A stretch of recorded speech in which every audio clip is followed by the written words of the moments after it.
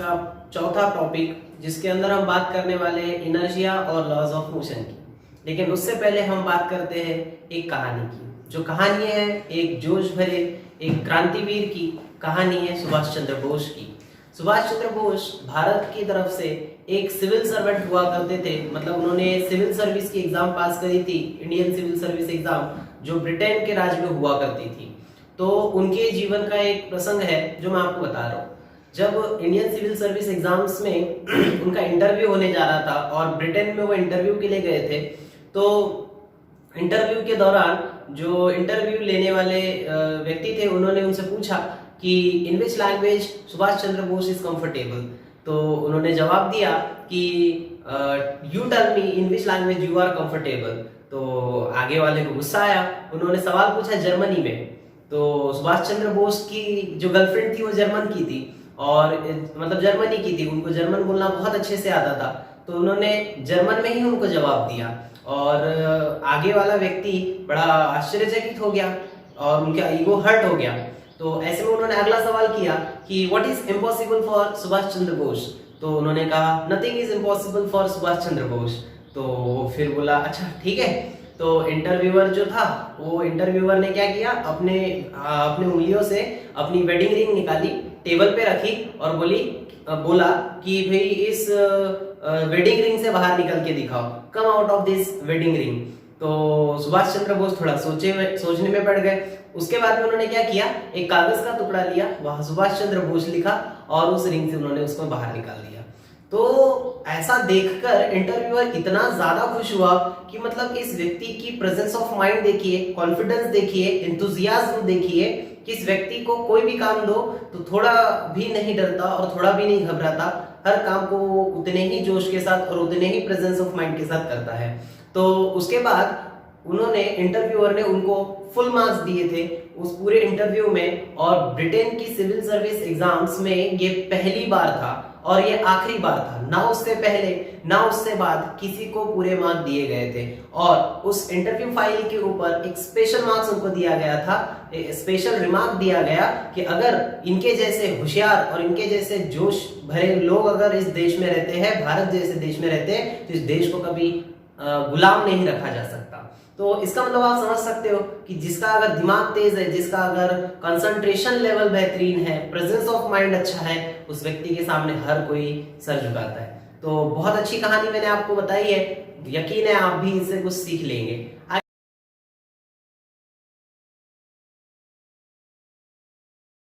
आगे की बात करते हैं दोस्तों इनर्शिया की।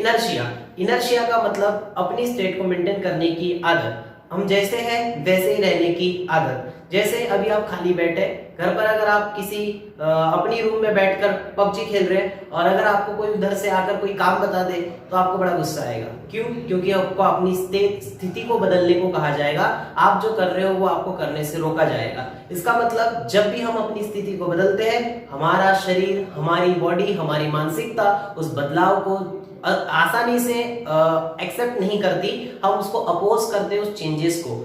इट इज कॉल्ड इनर्शिया, कि जब हमारी बॉडी या कोई भी ऑब्जेक्ट अपनी स्थिति को बदलना नहीं चाहती और उसमें अगर बदलाव हो रहे हैं तो उसको अपोज करती है, उसको कहते हैं इनर्शिया। अपनी स्थिति को बरकरार रखने की जो टेंडेंसी होती है उसको कहते हैं इनर्शिया। जब कोई ऑब्जेक्ट, अब हम बात करते हैं मोशन के रिस्पेक्ट में इनर्शिया का मतलब, जब कोई ऑब्जेक्ट मोशन में होता है तो वो बहुत आसानी से रुक नहीं पाता है क्योंकि वो मोशन में रहता है तो वो मोशन में ही रहना चाहता है। आमतौर पर आपने क्रिकेट का खेल जब देखा होगा तो जो क्रीज होती है, ये दो स्टंप्स के बीच में जो क्रीज होती है, जो बैट्समैन होता है रन जैसे ही शॉट लगाता है रन के लिए दौड़ता है, तो रन के लिए दौड़ने के बाद वो अगली क्रीज पे जब वो पहुंचता है तो वो तुरंत नहीं रुक जाता, थोड़ा और डिस्टेंस आगे बढ़ता है। इसीलिए क्योंकि उसकी मोशन में होने की वजह से बॉडी तुरंत नहीं रुक पाती है। जब आप गाड़ी चलाते हैं और ब्रेक लगाते हैं तो तुरंत आपके ब्रेक लगने से साइकिल या गाड़ी नहीं रुक जाती है। क्यों? क्योंकि आपकी गाड़ी या साइकिल मोशन में होती है और वो मोशन में ही रहना चाहती है। चलता हुआ फैन, अचानक से बिजली चली गई, वो भी घूमते ही रहता है। क्यों? क्योंकि वो घूम रहा था, उसके घूमने की टेंडेंसी थी, मोशन में था, वो मोशन में ही रहना चाहता है। लेकिन इन सारे एग्जाम्पल में कहीं ना कहीं थोड़ी देर के बाद वो ऑब्जेक्ट क्यों रुक जाता है? वो इसीलिए क्योंकि उसके ऊपर लगाया गया फोर्स हट जाता है। जैसे फॉर एग्जाम्पल हमने कहा बैट्समैन जब जैसे जैसे वो मतलब क्रीज पार हो जाता है उसके बाद वो खुद को रोकने की कोशिश करता है, तब वो रुक पाता है, अन्यथा वो नहीं रुक पाता, सीधा ही चला जाता। उसके बाद फैन घूम रहा था, अगर वो लाइट बिजली चली गई उसके बाद भी वो घूमता ही रहता, लेकिन वो जो एयर का रेजिस्टेंस था उसने उसको रोक दिया। इस तरीके से ये हमारी टेंडेंसीज को एक्सप्लेन करता है इनर्शिया।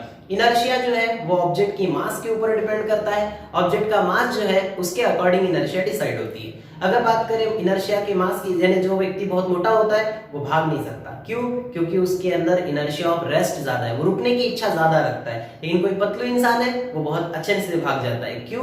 क्योंकि उस व्यक्ति के अंदर इनर्शिया ऑफ मोशन ज्यादा है, उसके अंदर भागने की क्षमता ज्यादा है, उस व्यक्ति के अंदर स्टेबिलिटी रुकने की बहुत कम है। तो इस तरीके से मैंने आपको एक इंट्रोडक्शन दिया, लेकिन अब हम बात करते हैं टॉपिक के ऊपर, अब थोड़ा अच्छे से डेफिनेशन की तरफ। तो पहले बात करते हैं इनर्शिया। इनर्शिया का मतलब होता है the tendency of any object to maintain the state of rest or state of motion is called as inertia।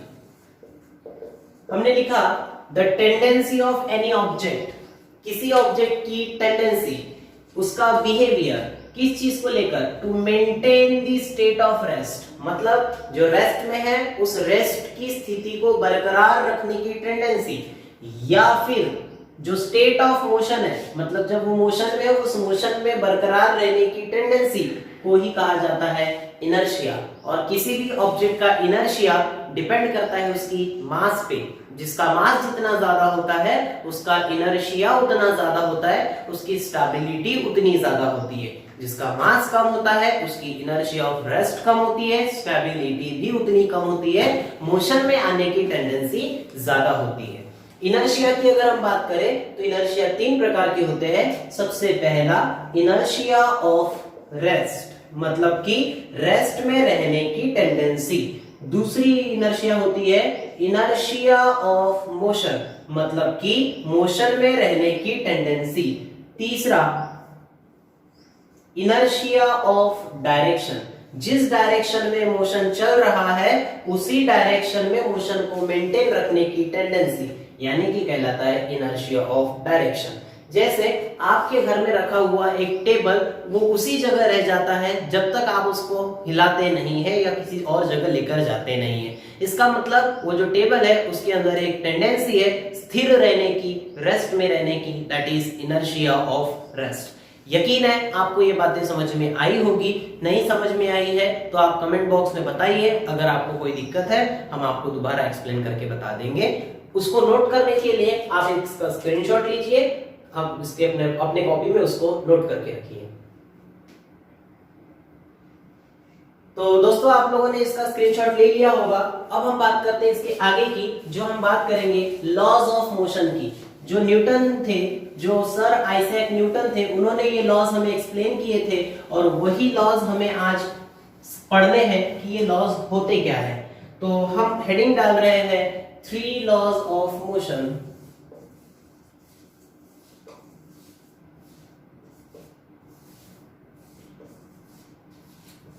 Three laws of motion and given by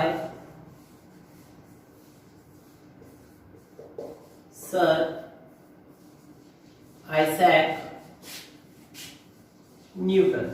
जो न्यूटन थे उन्होंने ये लॉ हमें बताया था और वही 3 लॉज हम पढ़ने जा रहे हैं, जिसमें पहला first law of motion.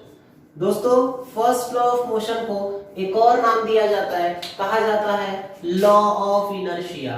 Law of inertia इसीलिए क्योंकि जो फर्स्ट लॉ है वो इनर्शिया के बारे में ही बताता है। कैसे, सुनिए सभी ध्यान से। कहा जाता है फर्स्ट लॉ के अंदर कि जो ऑब्जेक्ट रेस्ट में है वो रेस्ट में ही रहता है, आपको अभी मैंने बताया था कि जो ऑब्जेक्ट रेस्ट में वो रेस्ट में ही रहता है क्योंकि उसमें इनर्शिया ऑफ रेस्ट होता है। जो ऑब्जेक्ट मोशन में है वो मोशन में ही रहता है क्योंकि उसके अंदर इनर्शिया ऑफ मोशन होता है। इसका मतलब ये है कि जो जैसा है वो वैसा ही रहता है। ये तो हमने इनर्शिया में ही पढ़ा था, लेकिन न्यूटन ने इसमें एक और बात ऐड करी कि वो तब तक वैसा ही रहता है जब तक उसके ऊपर फोर्स नहीं लगता। अगर किसी ऑब्जेक्ट के ऊपर फोर्स लग जाता है तब उसकी स्थिति में बदलाव आता है। अगर वो रेस्ट में है तो वो मोशन में आता है, अगर वो मोशन में चल रहा है तो उसके मोशन में चेंज आता है। मोशन में चेंज आने का मतलब उसकी वेलोसिटी में चेंज आ जाता है। लेकिन ध्यान से मेरी बात सुनिए कि जो ऑब्जेक्ट के ऊपर फोर्स लगाया जा रहा है वो फोर्स होना चाहिए हमेशा अनबैलेंस्ड फोर्स। क्यों? क्योंकि अगर फोर्सेस लग रहे हैं किसी ऑब्जेक्ट के ऊपर और अगर सारे फोर्सेस बैलेंस हो जाए तो फोर्सेस लगने के बावजूद भी उसकी स्थिति में कोई भी चेंज नहीं आता। जैसे अगर मैंने एक वुडन ब्लॉक लिया और इस वुडन ब्लॉक को दो फोर्सेस लगा के रखे, एक लेफ्ट में लगाया 5 न्यूटन का, राइट में लगाया 5 न्यूटन का, और मैंने पूछा वुडन ब्लॉक अभी रेस्ट में था थोड़ी देर पहले, फोर्स लगाने के बाद क्या वो मोशन में आएगा? आपका जवाब होगा नहीं। क्यों? क्योंकि जो फोर्सेस लगे थे वो फोर्सेस बैलेंस्ड फोर्सेस थे। बैलेंस्ड फोर्सेस के बाद में किसी की भी स्थिति में बदलाव नहीं आता है। अगर ये फोर्सेस ऐसे होते कि एक फोर्स 10 न्यूटन का होता और दूसरा फोर्स 5 न्यूटन का होता, तब ऑब्जेक्ट जो होता वो लेफ्ट की तरफ मूव करता, क्योंकि 10 न्यूटन और 5 न्यूटन में जो फोर्सेस की बात करें तो ये बैलेंस्ड फोर्सेस नहीं है, अनबैलेंस्ड फोर्सेस है, और तभी रेस्ट वाले ऑब्जेक्ट में क्या आएगा? मोशन आएगा। तो जो न्यूटन का फर्स्ट लॉ है वो कहता है कि any object continues its state of rest or state of uniform motion. आप समझ गए होंगे कि इसको क्यू लॉ ऑफ इनर्शिया कहा गया, क्योंकि इस लॉ की शुरुआत में मैंने अभी तक जो लिखा है वो सिर्फ इनर्शिया को ही बताता है कि भाई कोई भी ऑब्जेक्ट अगर स्टेट ऑफ रेस्ट में है या फिर स्टेट ऑफ यूनिफॉर्म मोशन में है तो वो इनर्शिया ही कहलाती है। तो और वो वैसा ही रहेगा, कंटिन्यू करेगा उस स्टेट ऑफ रेस्ट को या फिर स्टेट ऑफ यूनिफॉर्म मोशन को। कब तक? जब तक उसके ऊपर एक्सटर्नल अनबैलेंस्ड फोर्स नहीं लगता। इसीलिए हम आगे लिखेंगे until an external unbalanced force act upon it। इस तरीके से हमने फर्स्ट लॉ को लिखा कि कोई भी ऑब्जेक्ट अपनी स्टेट ऑफ रेस्ट को या स्टेट ऑफ मोशन को मेंटेन करेगा जब तक उसके ऊपर एक्सटर्नल अनबैलेंस्ड फोर्स नहीं लगता। एक्सटर्नल अनबैलेंस फोर्स लगने के बाद ऑब्जेक्ट की स्थिति में चेंज आता है। रेस्ट का ऑब्जेक्ट उसके बाद रेस्ट में नहीं रहता, वो मोशन में आ जाता है। और जो यूनिफॉर्म मोशन में ऑब्जेक्ट चल रहा है उसकी वेलोसिटी बदलती है और उसका मोशन भी यूनिफॉर्म नहीं रहता, नॉन यूनिफॉर्म मोशन बन जाता है। तो उम्मीद है दोस्तों आपको फर्स्ट लॉ ऑफ मोशन समझ में आया होगा।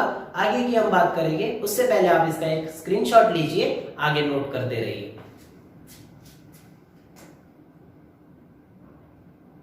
तो ठीक है दोस्तों, अभी हम आगे बढ़ेंगे। इसके आगे की अगर हम बात करें तो हमें पढ़ना है second law of motion.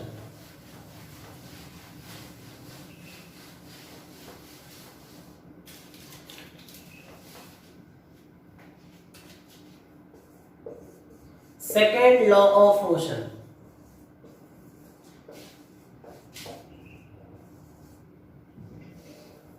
Second law of motion. Second law of motion क्या कहता है? जैसे फर्स्ट लॉ में कह दिया गया कि भाई अगर आप किसी ऑब्जेक्ट के ऊपर फोर्स लगाएंगे तो उसकी स्थिति में चेंज आता है, उसकी ऑब्जेक्ट की जो स्टेट ऑफ रेस्ट है या फिर स्टेट ऑफ मोशन है वो कंटिन्यू नहीं रहती अगर उसके ऊपर एक्सटर्नल अनबैलेंस फोर्स आता है। तो वजह क्या? क्योंकि जब किसी पर फोर्स लगता है तो उसकी बदलती है वेलोसिटी। अगर कोई ऑब्जेक्ट रेस्ट में है तो उसकी वेलोसिटी जो पहले नहीं थी वो आ जाती है, और जो यूनिफॉर्म मोशन में है जिसकी वेलोसिटी कांस्टेंट थी वो अब कांस्टेंट नहीं रहती है, बन जाती है नॉन यूनिफॉर्म वेलोसिटी। मतलब हमने फर्स्ट लॉ से ये सीखा कि अगर किसी ऑब्जेक्ट पे फोर्स लगता है तो उसकी वेलोसिटी बदलती है। और हमने दोस्तों मोमेंटम की बात करी थी पिछली कुछ क्लासेस में कि मोमेंटम का फॉर्मूला होता है मास इनटू वेलोसिटी। अगर वेलोसिटी बदलेगी तो मोमेंटम भी बदलेगा।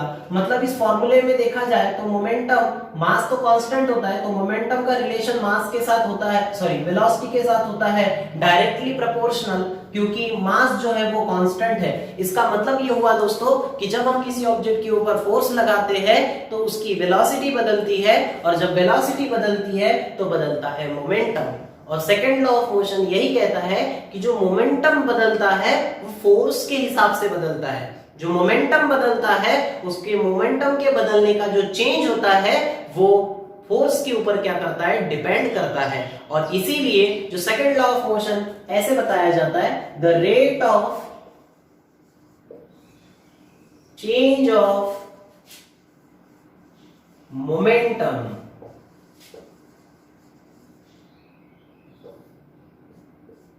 the rate of change of momentum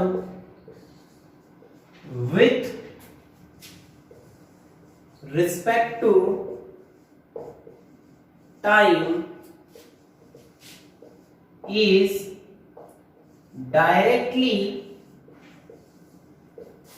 proportional to the applied force. मतलब कि जो अप्लाइड फोर्स है उसके अकॉर्डिंग किसी भी ऑब्जेक्ट का क्या करता है, मोमेंटम चेंज करता है। क्यों? क्योंकि मोमेंटम बदलता है तो बदलती है वेलोसिटी, और वेलोसिटी अगर बदलती है तो बदलता है momentum.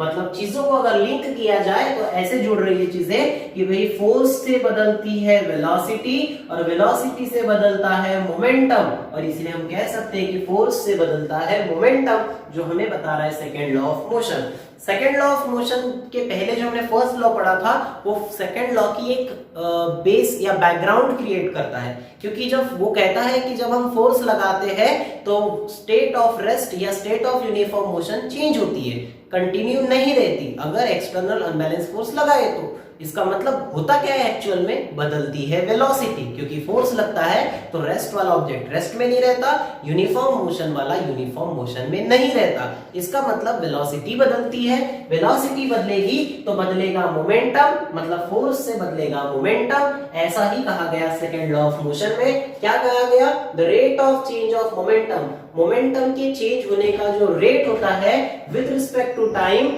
Is directly proportional to the applied force. जो अप्लाइड फोर्स है उसके अकॉर्डिंग ही मोमेंटम किसी ऑब्जेक्ट का क्या होता है, चेंज होता है। और आगे इसमें ऐड किया जाता है and this change occurs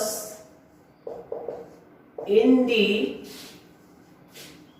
direction of force. मतलब कि मोमेंटम जब बदलता है तो उसके बदलने का जो डायरेक्शन होगा उसी डायरेक्शन में होगा जिस डायरेक्शन में फोर्स होगा। जिधर आप फोर्स लगाएंगे उधर ही ऑब्जेक्ट का मोमेंटम क्या होगा, चेंज होगा। अपोजिट या किसी और डायरेक्शन में मोमेंटम नहीं बदलेगा।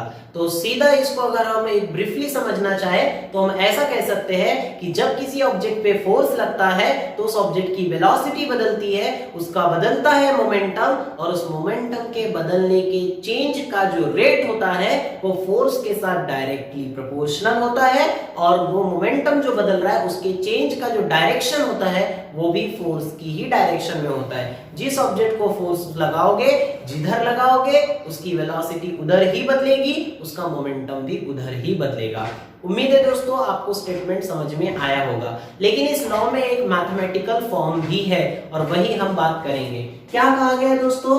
Change of momentum. बेटा मोमेंटम को रिप्रेजेंट करते P से और चेंज ऑफ मोमेंटम को रिप्रेजेंट करते dP से, क्योंकि हमने पिछली क्लासेस में पढ़ा था D का मतलब होता है चेंज, P का मतलब होता है मोमेंटम, तो dP का मतलब हो गया चेंज इन मोमेंटम। उसका रेट किसके अकॉर्डिंग? टाइम के अकॉर्डिंग, मतलब dP बाय dt।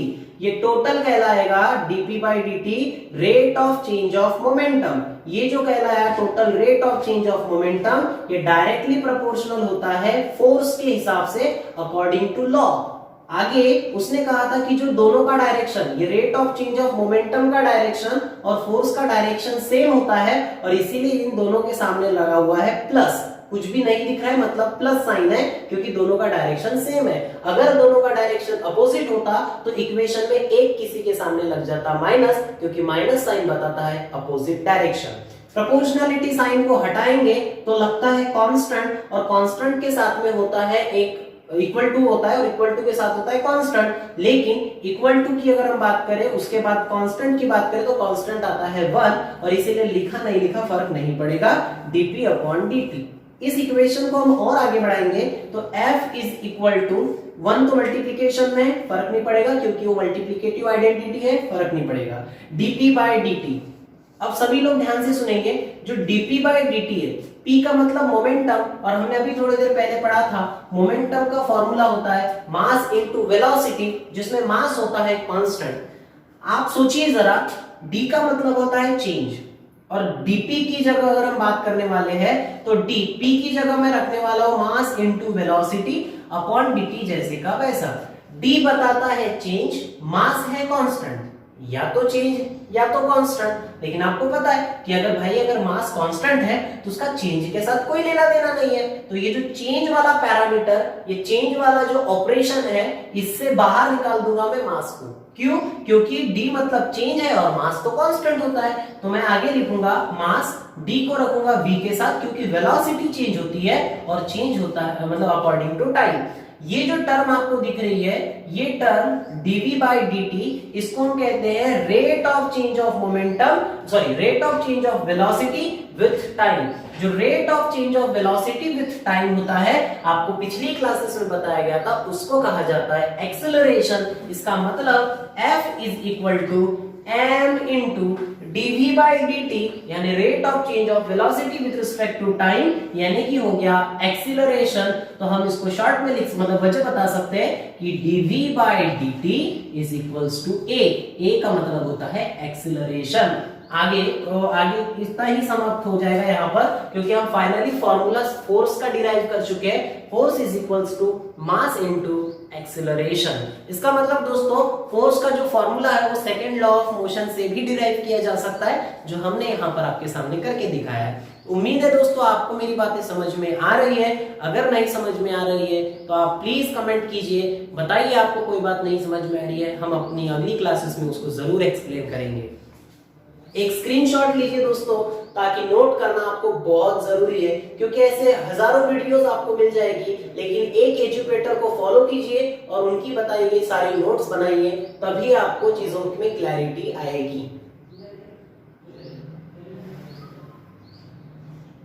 तो ठीक है दोस्तों, आपने इसका स्क्रीनशॉट लिया होगा। अब हम बात करेंगे न्यूटन के थर्ड लॉ ऑफ मोशन की।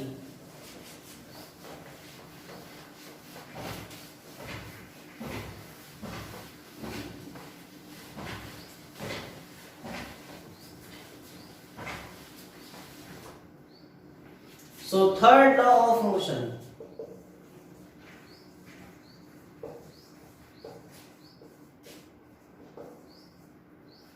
थर्ड लॉ ऑफ मोशन कहता है कि जब कोई दो ऑब्जेक्ट्स हो, जैसे फॉर एग्जांपल हमारे पास दो ऑब्जेक्ट्स है, एक A है एक B है। अगर A ऑब्जेक्ट B के ऊपर फोर्स लगाता है, ध्यान से सुनिएगा, अगर A ऑब्जेक्ट B के ऊपर फोर्स लगाता है तो B ऑब्जेक्ट भी A के ऊपर फोर्स लगाता है, और वो भी equal and opposite.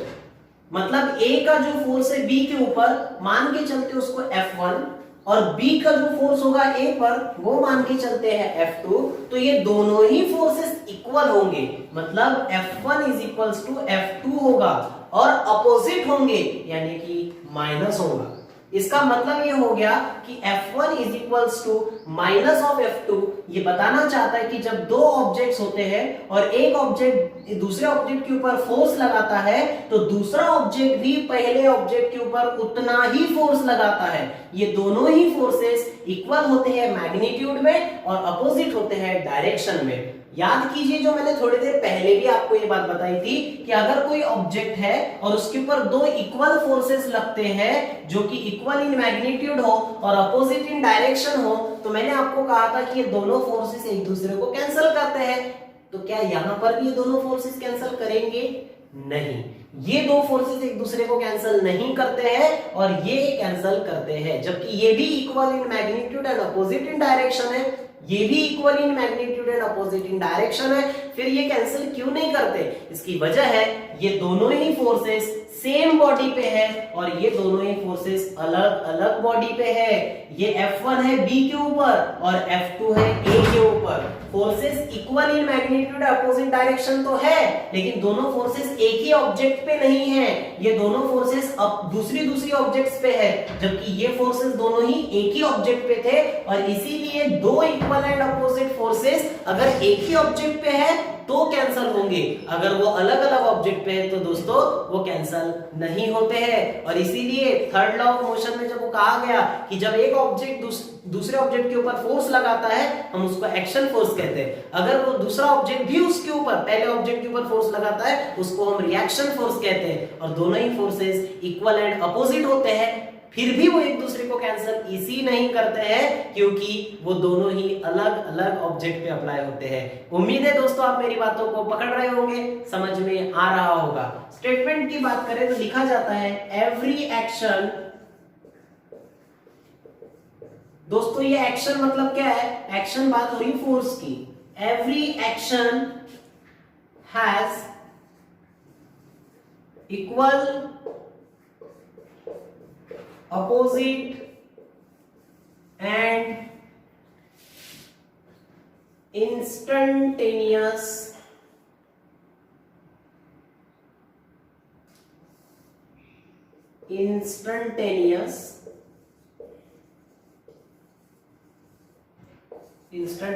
Reaction. Again ये रिएक्शन क्या है दोस्तों? फोर्स।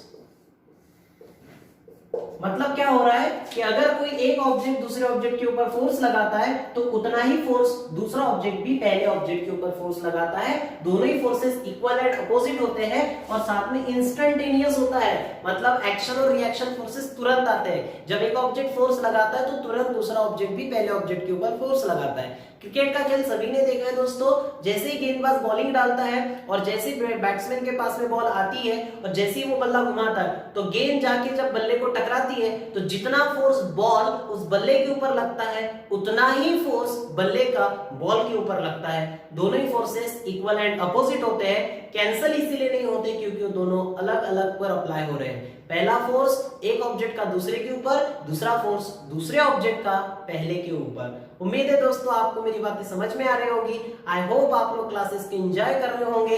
अगर हमसे अगर आपको कुछ और एक्सपेक्टेशन है, अगर आपको कोई और बातें की सीखने की इच्छा है तो जरूर कमेंट बॉक्स में बताइए, हम आप तक वो चीज पहुंचाएंगे। और आने वाली क्लासेस में हम आपको पढ़ाएंगे काइनेमेटिकल इक्वेशंस और काइनेमेटिकल इक्वेशंस के बाद दोस्तों हम न्यूमेरिकल्स की तरफ मूव करेंगे। पढ़ते रहिए, सुरक्षित रहिए। Thank you.